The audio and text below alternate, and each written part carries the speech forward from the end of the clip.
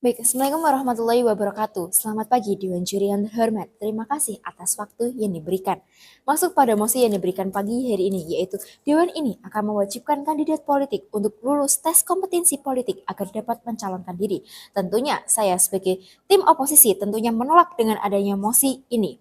Saya ulangi sekali lagi, saya menolak dengan adanya mosi mewajibkan kandidat politik untuk lulus tes kompetensi politik agar dapat mencalonkan diri. Maksud pada argumentasi saya yang pertama, berpotensi membatasi hak politik warga negara.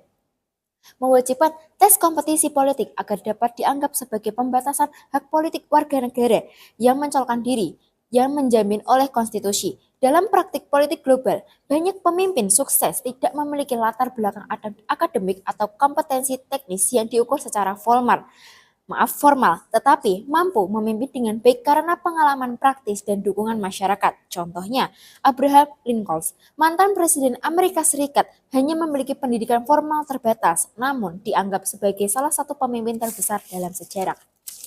Masuk dalam argumentasi kedua, mengabaikan kompetensi lapangan dan dukungan rakyat. Dengan mosi bahwasanya mewajibkan kandidat politik untuk lulus tes kompetensi politik agar dapat mencalonkan diri. Tentunya kompetensi politik tidak hanya diukur dari kemampuan akademik atau teknis, tetapi juga pengalaman lapangan, kemampuan dan berkomunikasi. Buktinya dalam pemilu 2019 di Indonesia, beberapa kandidat legislatif yang terpilih tidak memiliki latar belakang pendidikan tinggi, tetapi dapat didukung besar karena kedekatannya dengan masyarakat.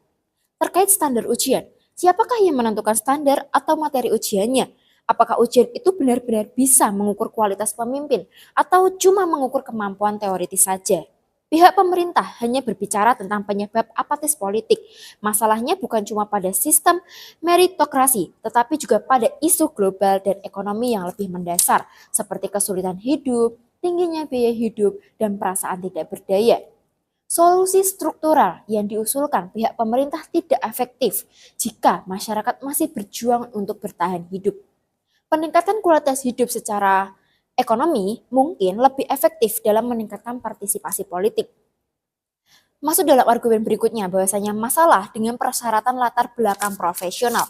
Dengan mosi bahwasanya mewajibkan kandidat politik untuk lulus tes kompetensi politik agar dapat mencalonkan diri, tentunya akan menjadi masalah dengan persyaratan latar belakang profesional.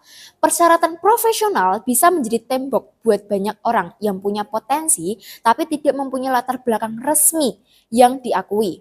Siapa yang menentukan kriteria profesional? Bagaimana dengan para aktivis, para seniman, atau bahkan petani yang punya pemahaman mendalam tentang masalah di lapangan, tapi tidak punya profesi yang diakui secara formal?